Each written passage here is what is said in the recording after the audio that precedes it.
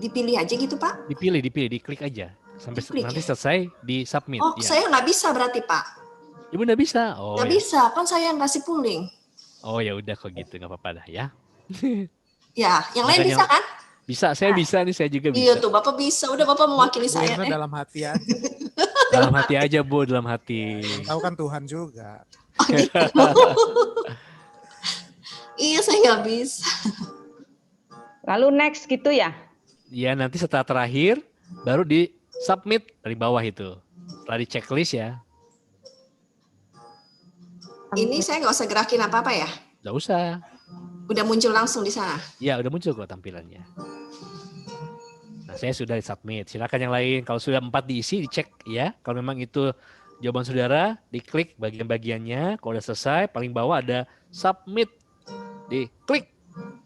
Submit. Diklik. Udah selesai tugas kita. Berarti yang saya yang tahu jawabannya? Oh ya. Ibu yang lihat. Nanti setelah selesai semua, Ibu bisa share ke kita semua. Ditunjukkan begitu. Ini saya end pooling dulu atau gimana? Tunggu dulu. Udah berapa yang ngisinya? Tuh 2, 3, 4, 5, 6. 6 kah? Coba. Ada 4 soal kan? Ada berapa orang yang mengisinya? Nampak enggak?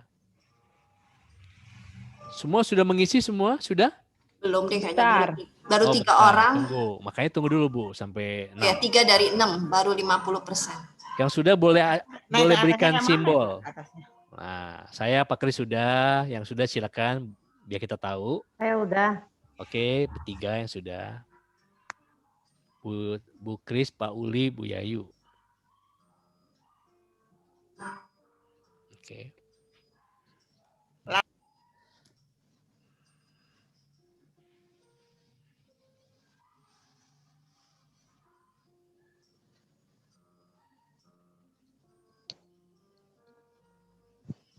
Dua lagi.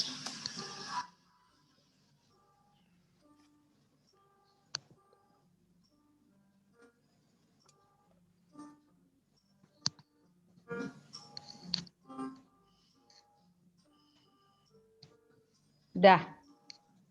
Satu lagi yang belum ngisi siapa? Bapak, Bapak ngisi nggak? Saya sudah, ngisi sudah. Bapak udah. Ada satu yang belum.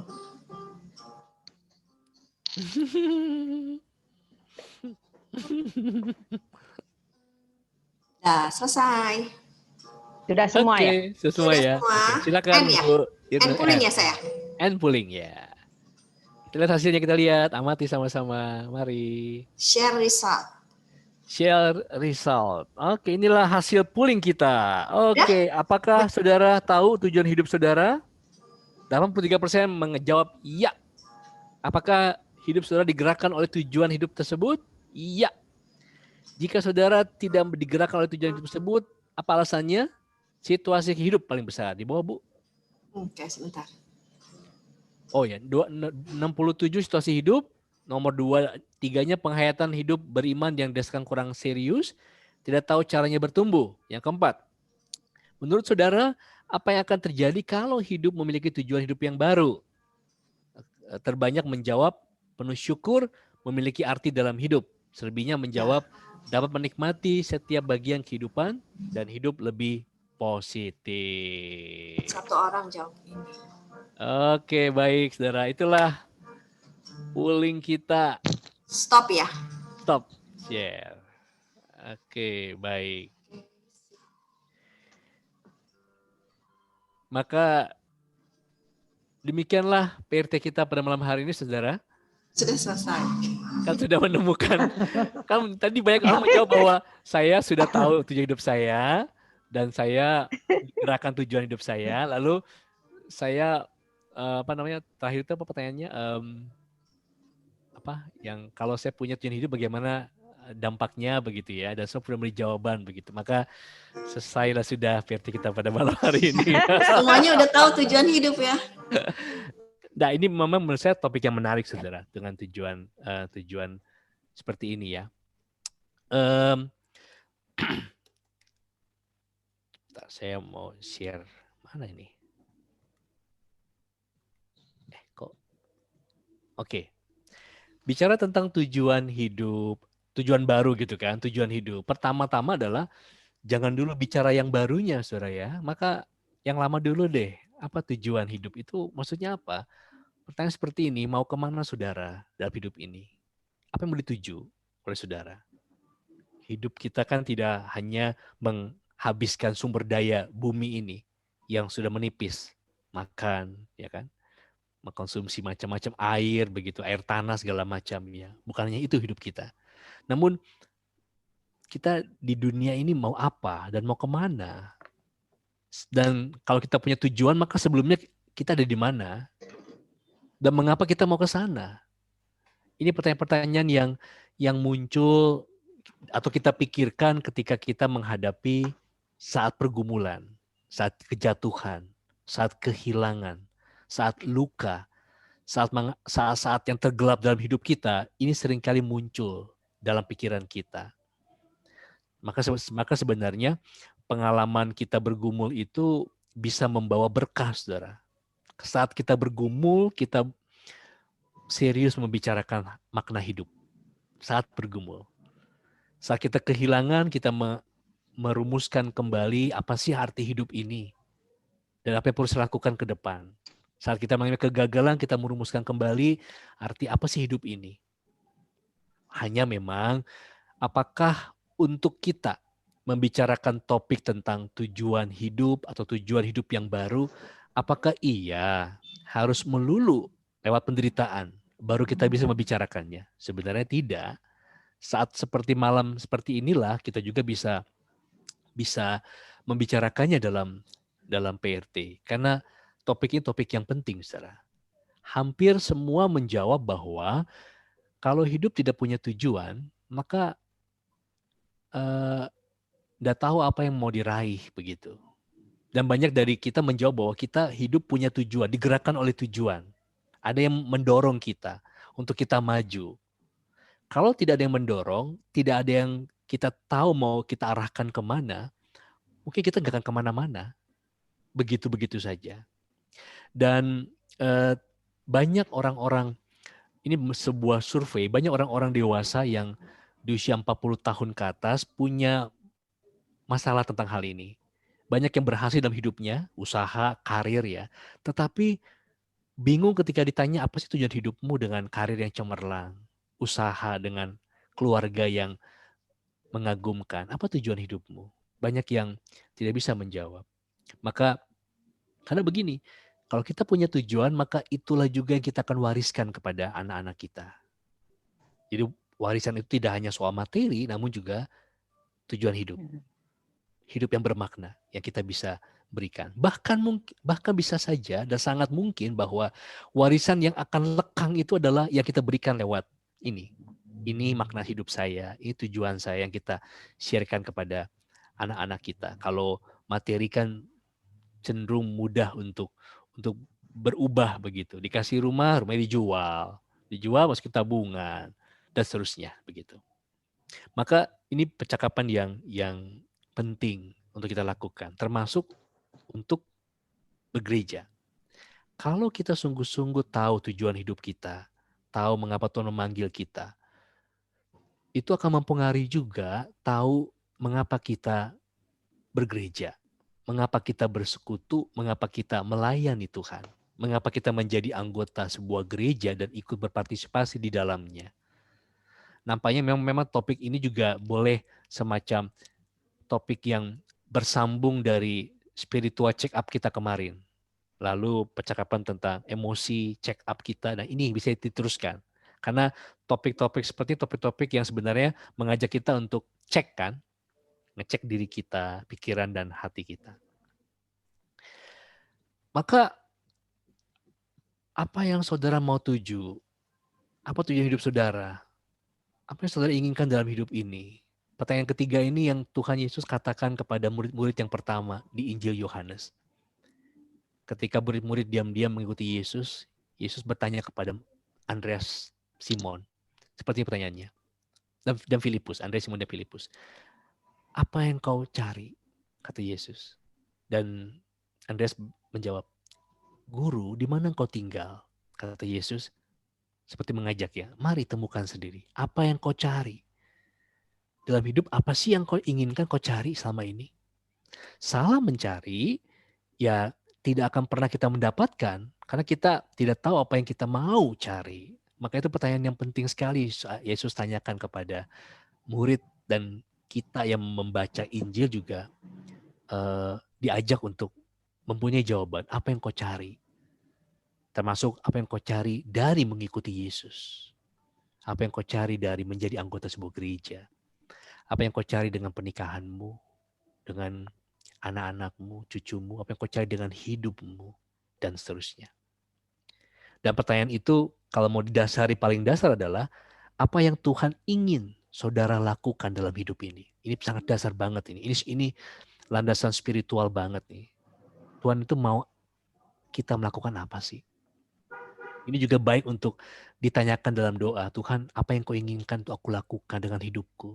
Sebagai seorang pekerja, sebagai seorang penatua, sebagai seorang istri, seorang suami, dan seterusnya. Apa yang kau inginkan aku lakukan? Beritahu aku, tunjukkan aku. Biar aku mewujudkannya. Karena dialog itu juga akan mendasari apa sih arti tujuan hidup kita. Kalau hidup kita adalah, ini kalau benar-benar saudara ya, ada orang bilang begini, aku hidupku untuk menyenangkan Tuhan.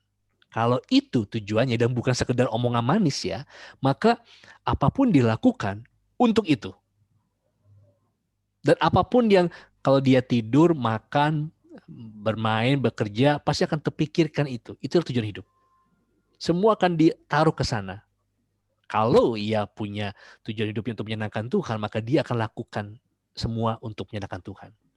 Saya bukan mau mengatakan bahwa kita harus punya tujuan seperti itu, apa menyenangkan Tuhan. Saya lebih mendorong kita untuk temukan sendiri.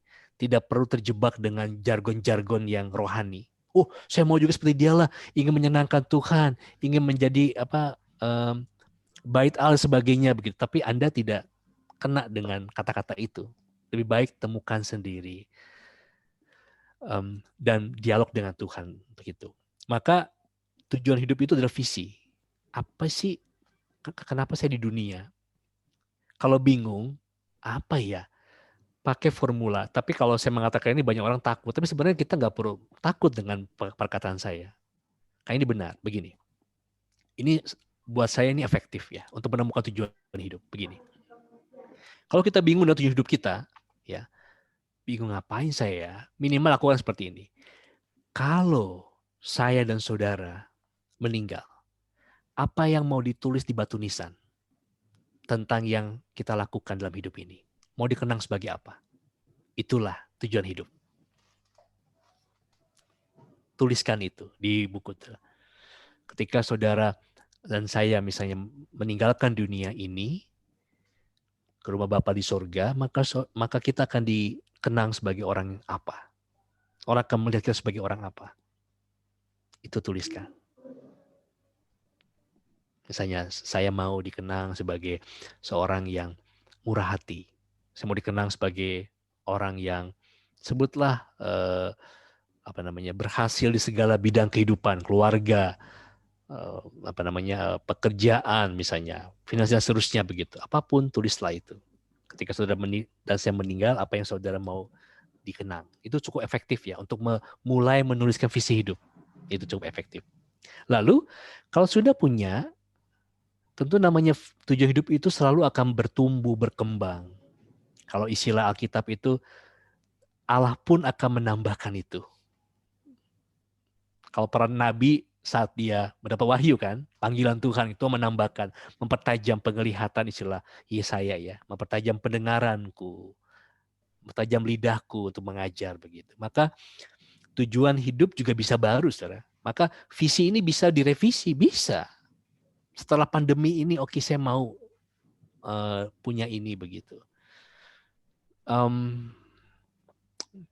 Seorang pendeta yang berbagi dengan bukan dengan saya, maksudnya di Instagram story-nya, Insta story-nya, bahwa dengan jumlah penduduk Indonesia 200 juta lebih begitu, maka untuk bisa menvaksin 2 kali, memang yang terbaik itu 2 kali, saudara. Karena beberapa negara saya 4 kali rencana vaksin warga negaranya, kan mahal, saudara ya. Kita mungkin sekali nanti selesai, baru yang kedua kayaknya harus bayar atau setengah harga, saya nggak tahu lah. Tapi minimal 2 kali memang. Dan untuk memvaksin sejumlah banyak rakyat Indonesia, maka diperlukan 10 tahun, saudara. Dan dunia pun perlu waktu mungkin 10 tahun untuk memvaksin semuanya. Karena kalau hanya satu daerah, lalu yang lain tidak, percuma begitu. Nah, bayangkanlah 10 tahun dari sekarang hidup. Maka seperti apa kehidupan di depan? Maka itu perlu direvisi. Dan setelah direvisi akan punya visi yang baru begitu. Dan percayalah, jangan takut saudara. Nanti kalau saya direvisi, visi saya berubah dong, sama sekali tidak. Visi itu tidak akan pernah berubah. Itu menggerakkan saudara. Malah apa? Punya hal yang baru. Dipertajam lagi, diperluas lagi, diberi warna lagi. Nah, inilah pengantar dari saya. Maka kita belajar seperti Paulus ya. Coba kita lihat tujuan hidup Paulus dulu seperti apa. Dan bagaimana setelah dia berjumpa dengan Tuhan Yesus mengalami perubahan hidup yang seperti apa. Mari kita buka Filipi pasal 3, ayat 3 sampai 6.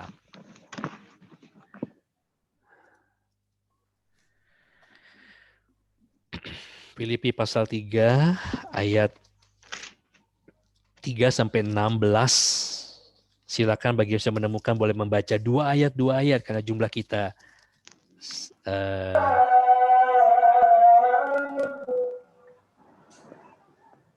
mari silakan. Pak Kris mengawali, boleh silakan Pak, langsung Pak. Siap. Karena kitalah orang-orang bersunat yang beribadah oleh Roh Allah dan bermegah dalam Kristus Yesus dan tidak menaruh percaya pada hal-hal lahiriah. Sekalipun aku juga ada alasan untuk menaruh percaya pada hal-hal lahiriah. Jika ada orang lain menyangka dapat menaruh percaya pada hal-hal lahiriah, aku lebih lagi.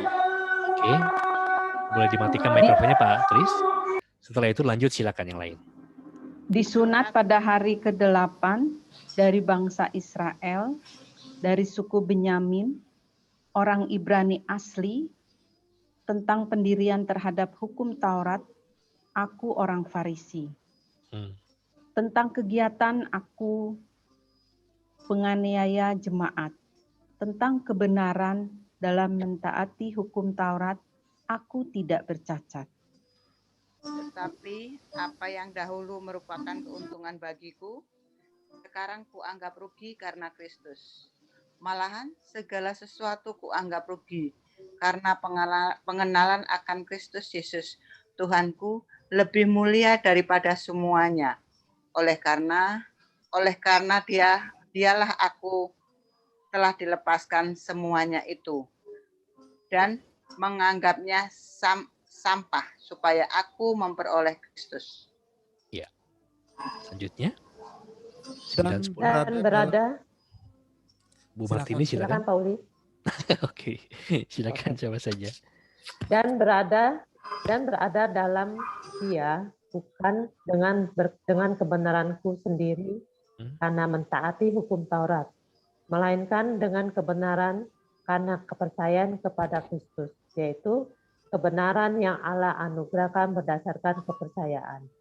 Yang kukehendaki ialah mengenal Dia dan kuasa kebangkitannya dan persekutuan dalam penderitaannya, di mana aku menjadi serupa dengan Dia dalam kematiannya. Silakan Pauli, 11-12.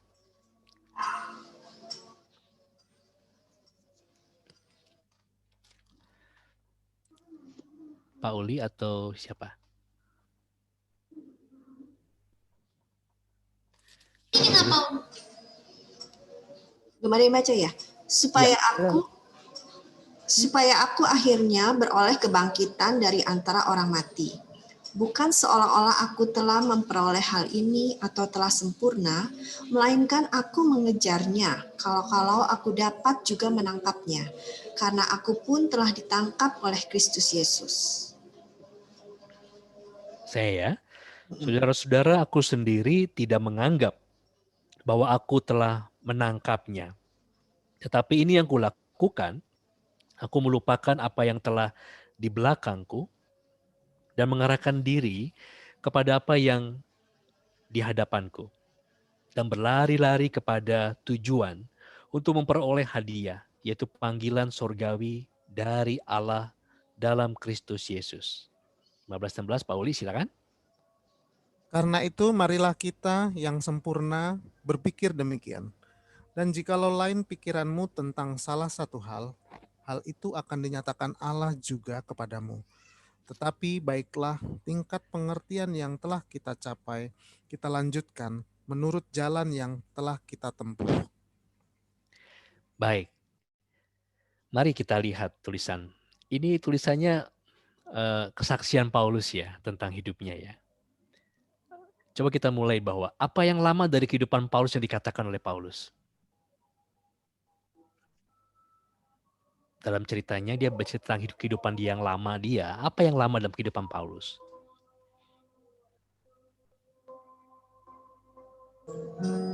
Seorang penganiaya. Penganiaya jemaat. Oke, ya kita catat ya. Yang lain? Yang lama itu dia seorang yang taat pada hukum Taurat. Oke, taat pada hukum Taurat. Oke. Yang lain silakan.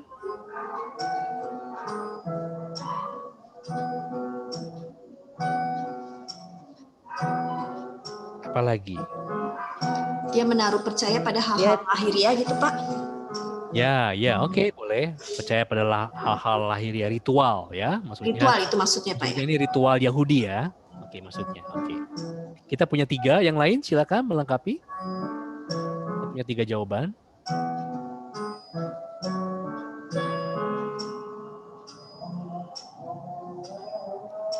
Ya, silakan.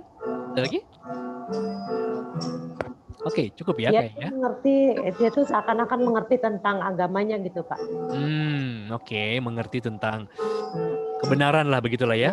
Oke, kebenarannya. Makanya cocok banget ya ketika Eli menulis kebenaran sejati. Ternyata kebenaran yang dia bayangkan benar itu nggak benar gitu ya. Tidak sejati lah begitu. Dia seperti menemukan kebenaran baru. Oke, apa yang Bapak Ibu sampaikan itu memang mencirikan masa lalu dari Paulus ya. Bagaimana dia diceritakan. Bu Ina boleh di-mute kah mikrofonnya? Bu Irna. Kenapa, Pak? Boleh di-mute kah mikrofonnya? Oh iya, sorry. Nggak apa-apa. Ya, jadi memang orang Yahudi itu sangat ritual sekali, Saudara kan? Semua ada ritualnya, ada semacam ibadahnya lah semua itu. Ada ibadah. Bahkan soal menstruasi saja ada ritualnya seperti itu. Dan bahkan tidak boleh ikut dalam doa-doa tertentu di bait Allah. Diatur begitu rupa. Dan Paulus sangat bangga saat itu. Bahkan memegang teguh hukum Taurat itu. Karena dia tahu bahwa inilah kebenaran yang sejati. Ternyata perjumpaan dengan Yesus mengubah dia. Dia tak lagi mementingkan yang lahiriah. Karena Kristus yang membuka pikirannya. Dan dia melihat bahwa bukan Taurat menyelamatkan, bukan Taurat menjadi anugerah, tapi kasih Kristus. Dan sunat itu bukan, orang Yahudi itu disunat karena bukan untuk kesehatan, saudara. Lebih karena memang Allah yang memintanya sebagai tanda ikatan perjanjian.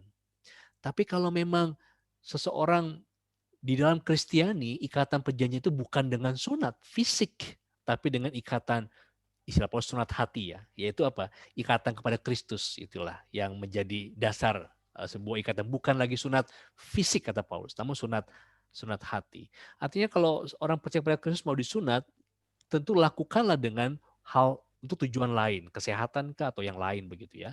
Namun bukan dengan maksud supaya diikatkan dalam perjanjian dengan Allah. Karena ikatan dengan Allah bukan lagi dengan sunat. Ini yang dihayati oleh pengikut Kristus begitu. Dan yang menarik adalah kalau begitu kehidupan Paulus, maka apa yang baru dari hidup Paulus? Dia katakan apa? Apa yang baru dari hidupnya setelah berjumpa dengan Yesus? Silakan. Yang dulu keanggap keuntungan sekarang jadi sampah. Ya, kerugian.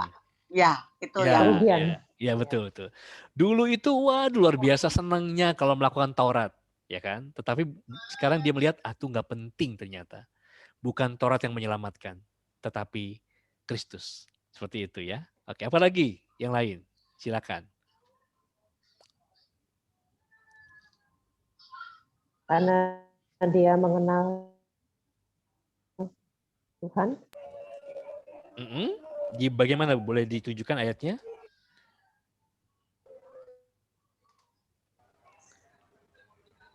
Berlari kepada tujuan untuk memperoleh hadiah. Ya, Panggilan surgawi.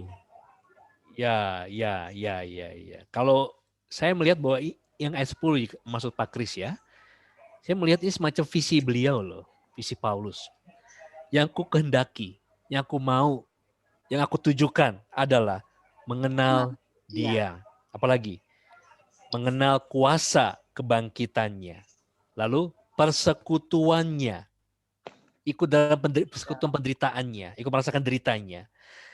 Dan bisa menjadi serupa dengan Dia dalam kematiannya. Ini kerinduan Paulus ya. Dan ini boleh semacam ya mungkin bukan yang utama, namun kita bisa meraba-raba nampaknya ini tujuan hidup Paulus yang baru. Yang dia temukan dalam berjumpa dengan Yesus. Kita cek ya, kalau ini tujuan hidup Paulus, maka perhatikanlah kisah hidup Paulus. Apakah dia melakukan segala macam bersesuaian dengan tujuan yang disebutkan ayat 10 ini? Coba, melayani, sudah naik kapal, kapalnya diterjang ombak, ya kan, terdampar, dipatok ular, ya kan, berbisa, dipukuli orang. Kok dia nggak mundur ya dalam pelayanan dia? Nggak marah, nggak ngedumel, nggak maki-maki Tuhan. Aku udah pelayanan gitu kan, ya kan? Nggak bilang udah nggak dibayar gitu kan. Aku sampai kerja. Beliau itu memang sehari-hari kalau tidak ada kegiatan di gereja sebut lagi lah ya jualan di pasar, jual apa? Jual tenda untuk hidupnya. Nah bayangkan Paulus bilang, dia nggak bilang begitu kan. Apalagi ini surat kepada jemaat Filipi ketika dia di penjara, saudara. Dia nggak komplain juga bahwa aku sampai di penjara, salah kagak gitu kan. Aku di penjara, tapi dia terima semuanya. Apa yang membuat orang seperti itu? Karena ia punya tujuan. Orang yang memegang tujuan, orang yang akan kuat menempuh kehidupan. Karena apa?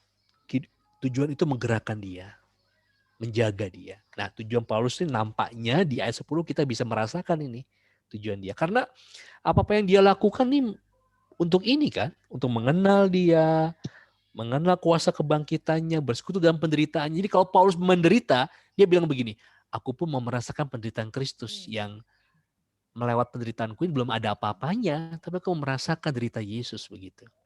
Ini hal yang menarik kalau kita lihat dalam pengalaman hidup kita. Kalau kita mengalami penderitaan, kita perlu lihat juga bahwa tentu Yesus lebih berat daripada kita penderitaannya. Setiap kita mengalami tantangan dalam kehidupan pribadi kah, dalam kehidupan beriman kita, atau mungkin dalam kehidupan bergereja, pelayanan kita perlu lihat bahwa tentu Yesus lebih berat begitu penderitaannya tinimbang kita seperti itu. Oke. Nah, Bapak Ibu sudah mengenali apa yang lama dan apa yang baru dalam kehidupan Paulus. Karena itulah maka perikop ini menggambarkan bahwa terjadi perubahan dalam kehidupan Paulus. Dari Saulus menjadi Paulus. Dari kehidupan yang belum mengenal Kristus menjadi mengenal Kristus. Bahkan kalau hidupnya Paulus seperti radikal, saudara ya. Orang seperti perubahan yang dalam dan besar itu kan bukan perubahan 360 derajat, saudara. Itu balik lagi kan. Berubah tapi balik lagi gitu kan. Tapi perubahan yang besar itu perubahan yang 180 derajat. Gitu kan. Balik badan 80. itu ya, kalau 360 itu ya apa namanya? Kembali ke nol. Balik lagi ke nol lagi. Seperti itu. Nah, kalau orang misalnya, aduh aku sudah berupaya tapi jatuh gitu ya. Ya itu karena balik lagi ke ke ininya.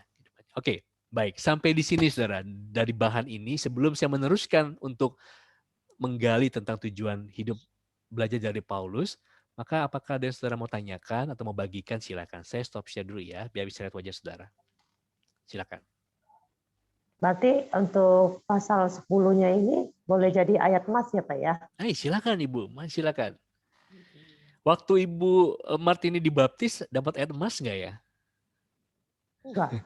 Oke, enggak ya. Oke, ini hal yang baru sih Iya. untuk saya juga. Jadi ada seorang anak remaja, mungkin ini nampaknya ini tradisi tapanuli, nampaknya minimal tapanuli dari HKBP nampaknya ya. Tapi saya pikir ini baik juga sih. Jadi bilang, Pak, saya ketika nanti di CD boleh dapat ayat emas enggak ya? Saya mikir, maksudnya apa ya? Iya, pendeta pilihkan ayat untuk saya. Itu jadi ayat emas saya untuk ayat untuk CD saya gitu. Oh, oke. Lalu saya pilihkan begitu. Nah, ayat itulah menurut mereka nanti akan dipegang menjadi ayat emas untuk kehidupannya. Nah, maksud saya adalah kalau Ibu Martini merasa bahwa ini kayaknya ayat untuk saya. Saya ditangkap oleh ayat ini, ya monggo Bu, silakan. Iya. Ya. Terima kasih, Pak.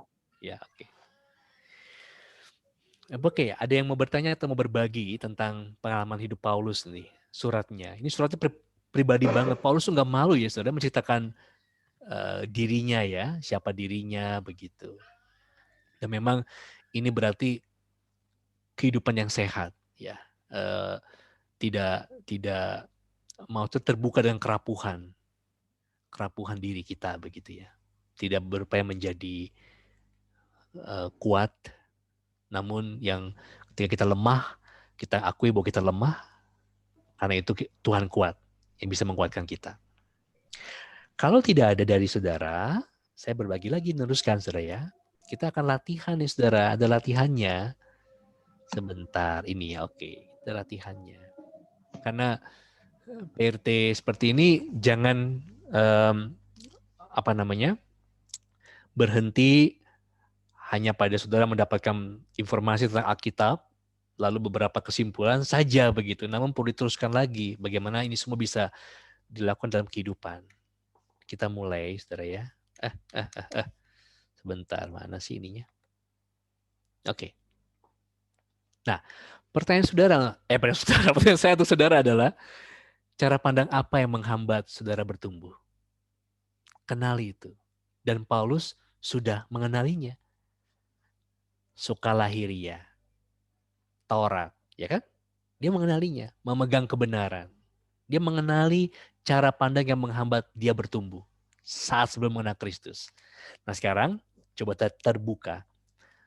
Maksudnya terbuka dengan diri saudara begitu ya. Nggak perlu diungkapkan, diceritakan terserah saudara ya. Kalau mau dibagikan silakan. Cara pandang apa yang menghambat saudara untuk bertumbuh? Yang merintangi saudara untuk bertumbuh. Cara pandang apa itu?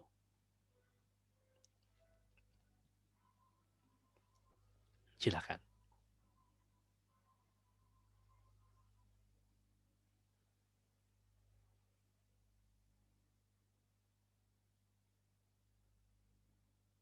Oke, boleh tuliskan di kertas saudara. Kalau mau dibagikan silakan beritahu saya sebelum kita pindah ke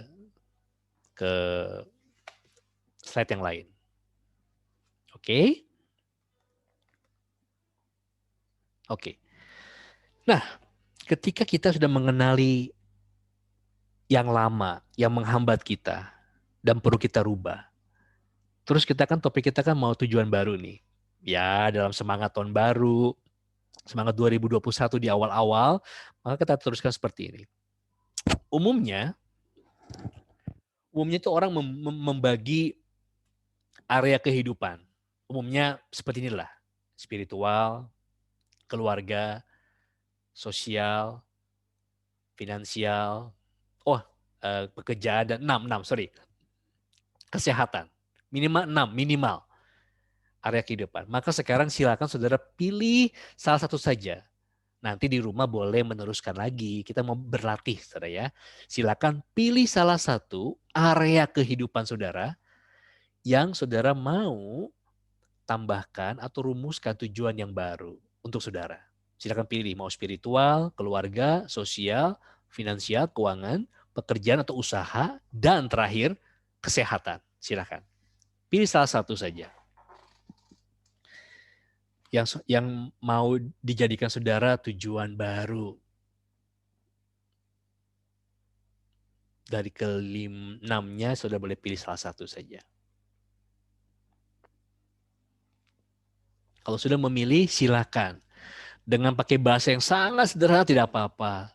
Sekarang dari pengalaman Paulus, hikmat yang saudara dapat dari percakapan dengan Paulus, silahkan dari area kehidupan yang saudara pilih ini, spiritual atau keluarga atau sosial atau finansial atau pekerjaan atau kesehatan, saudara pilih salah satu, maka ambillah dan tuliskanlah apa tujuan baru saudara di area kehidupan saudara yang saudara pilih. Tuliskan saja dengan bahasa yang sederhana. Tidak perlu dibuat bahasa yang bagus-bagus. Yang penting saudara tahu itu. Dan kena dengan saudara. Contoh ya, saudara ya. Tujuan baru misalnya, saya memilih pekerjaan. Apa tujuan baru saya misalnya?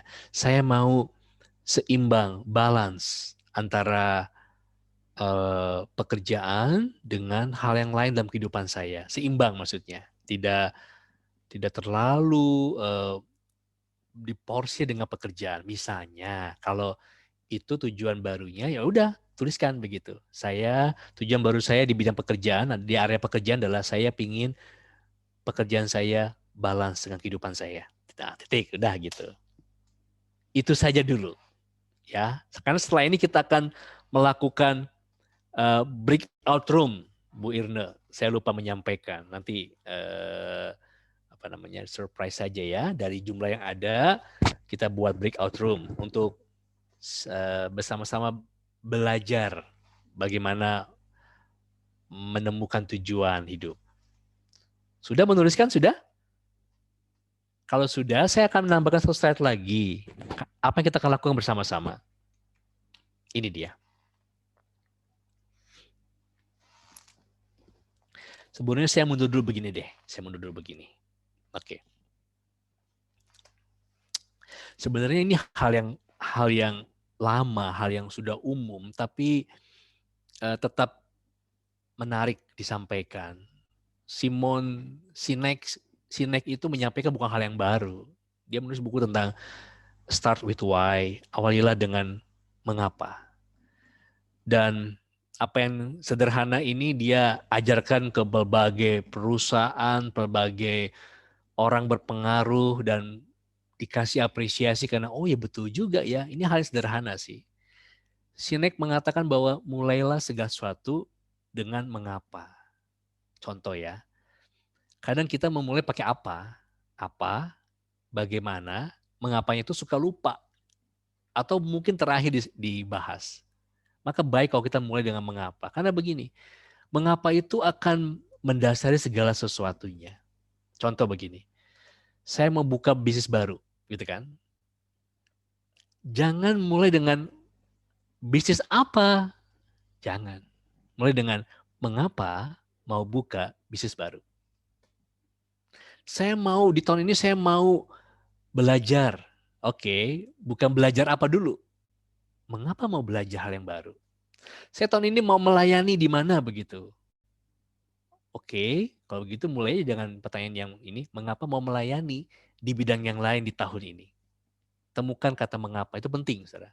Karena inilah dasar kita, di dalam jawaban mengapa, itu ada hal yang mendasar, saudara. Termasuk tujuan, hal isi hati kita ada di jawaban mengapa. Nah, setelah mengapa, baru bagaimana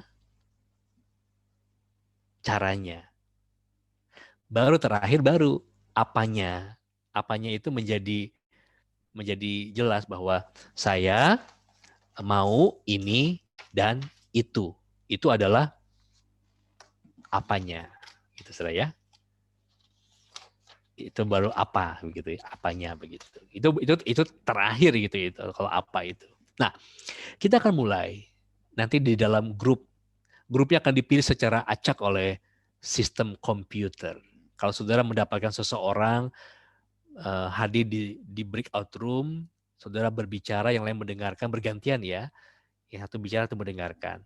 Nanti di dalam breakout room kan berdua-berdua ya. Tiap-tiap orang sepakat siapa yang memulai menyatakan tujuan barunya ini. Misalnya nih, Pak Kris dengan Bu Yayu misalnya. Kata Bu Yayu, oke, saya dulu deh yang mulai. Oke, Bu Yayu misalnya ya. Bu Yayu menyatakan bahwa saya memilih tujuan baru saya di area spiritual misalnya. Dan inilah tujuan baru saya di area spiritual. Apa? Ya kan?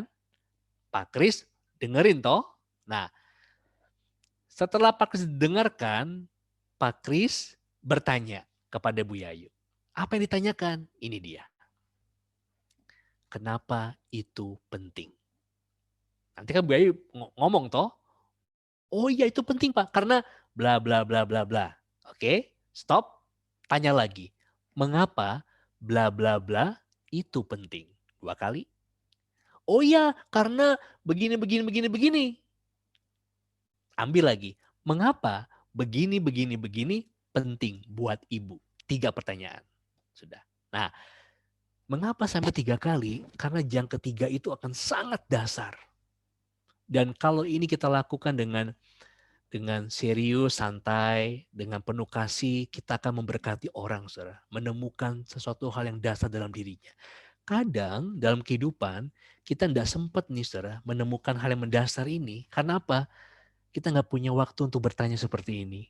Dan malam ini kita diberikan kesempatan. Bahkan ditemani oleh teman persekutuan kita. Ingat ya, mengapa itu pentingnya ditanyakan 3 kali. Mengapa itu penting? Karena begini-begini. Oke, mengapa karena begini-begini itu penting? Karena begitu-begitu. Mengapa karena begitu-begitu itu penting? Ya, tanyanya baik-baik ya. Yang ditanya jangan marah ya. Kok nanya terus sih gitu ya? Jangan ngotot ya. Teman itu mau membantu kita ya, saudara ya. Jadi jangan merasa ngotot atau yang nanya pun ngotot gitu ya. Mengapa itu penting? Ya, kita nikmati proses dengan baik begitu. Oke, sebelum kita mulai ke breakout room, apakah ada yang mau saudara tanyakan tentang proses kita, latihan kita dari sini ya? Pilih dari 6 ini, area mana dulu. Setelah itu, tujuannya apa yang dari area ini? Oke. Setelah selesai, masuk ke breakout room. Dalam breakout room, saling bergantian. Ada yang cerita, tujuan barunya apa. Nanti ada yang menanggapi, mengapa itu penting. Sampai 3 kali ya. Selesai, yang bertanya gantian bercerita. Tujuan baru saya adalah ini. Yang temannya bertanya, mengapa itu penting? Mengapa itu penting? Mengapa itu penting? 3 kali. Ya. Diambil alasannya, mengapa itu penting? Bla bla bla bla. Oke, baik. Mengapa bla bla bla itu penting? Karena begitu. Oke, mengapa begitu itu penting buat Bapak? Begitu ya. Seperti itulah jadi gitu. Sampai 3 kali. Nah, kalau nanti teman kita agak sedikit diam, mungkin matanya melihat ke atas, merenung atau melihat ke bawah, atau melihat kiri atau kanan, dibiarkan. Dia sedang mencoba merenung, menemukan jawaban. Jangan di komentari macam-macam. Kok ditanya malah delik gitu ya. Itu bagian dari cara dia merenung, saudara ya. Jadi biarkan saja. Tapi tentu jangan lama-lama. Karena waktu kita, nanti Bu Ina bantu ya 10 menit ya Bu ya. 10 ya. Ya karena 5 menit bergantian begitu ya. Oke. Apakah ada pertanyaan sebelum kita mulai? Saudara? Karena sampai sini udah selesai. Karena kita udah, setelah ini kan kita berlatih bersama begitu. Oke. Sudah selesai materinya Pak ya? Sudah, kita akan lakukan ini ya. Belajar dari Paulus, lalu pilih area untuk latihan saudara. Nanti di rumah boleh diteruskan. Pilih area, setelah pilih tentukan tujuan hidup saudara di area itu. Lalu masuk grup, breakout room, berbagilah dengan teman, dan biarkan teman membantu saudara untuk lebih menemukan tujuan hidup yang lebih dalam lagi. Dengan bertanya, mengapa itu penting? Ya. Oke, berarti dibagi 3 ya? Betul. Ya.